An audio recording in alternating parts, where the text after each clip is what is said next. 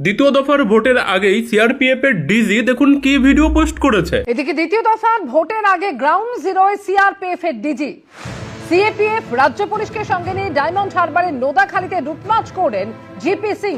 ভোটারদের মধ্যে আস্থা তৈরি করতে ঘুরলেন এলাকার অলিতে গলিতে, কথা বললেন স্থানীয়দের সঙ্গে। হিংসামুক্ত নির্বাচন করতে নিরাপত্তা প্রোটোকল অনুযায়ী কেন্দ্রীয় বাহিনীর জওয়ান এবং পুলিশ আধিকারিকদের কাজ করার নির্দেশ দিলেন তিনি।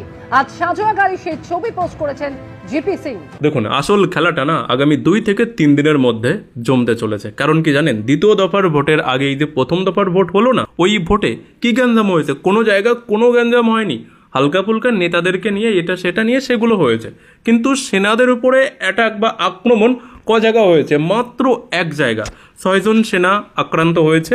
কাদের জন্য? ওই লুঙ্গি বাহিনীদের ওই পাথরবাজি করার জন্য। পরবর্তীতে তাদেরকে পুলিশ খুব ভালোভাবে পালিশ করেছে। ভিডিও দেখাতে পারিনি, তার জন্য সরি, কারণ ওই ভিডিও দেখানো যাবে না।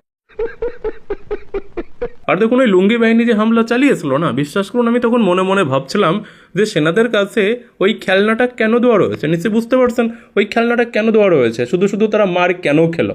পরে বুঝতে পারলাম যে যদি সেনাবাহিনী ওই খেলনা ইউজ করতো না, তাহলে না বিশাল বড় লাভ তৃণমূলের হতো। আর সেনাবাহিনীর ওই খেলনা ইউজ করা এক প্রকারের বলতে গেলে মানা ছিল, কারণ কিছু যদি একটা ঘটে যেত তাহলে সারা বাংলা জুড়ে না ওইটা নিয়ে রাজনীতি শুরু হয়ে যেত এবং তার ফায়দা তৃণমূল নেওয়ার চেষ্টা করতো। কিন্তু এবার আর সেটা হবে না। এটা দ্বিতীয় দফার ভোট, এই একটা ভোটে সব কিছু শেষ, তারপর আর ভোট নেই। এবারে সেনাবাহিনী একদম খুল্লাম খেলবে, কথাটা মিলিয়ে নেবে। আর হ্যাঁ, যারা এখনো ফলো করোনি করে নাও, খেলা জমতে চলেছে, সমস্ত আপডেটগুলো পেতে থাকবে।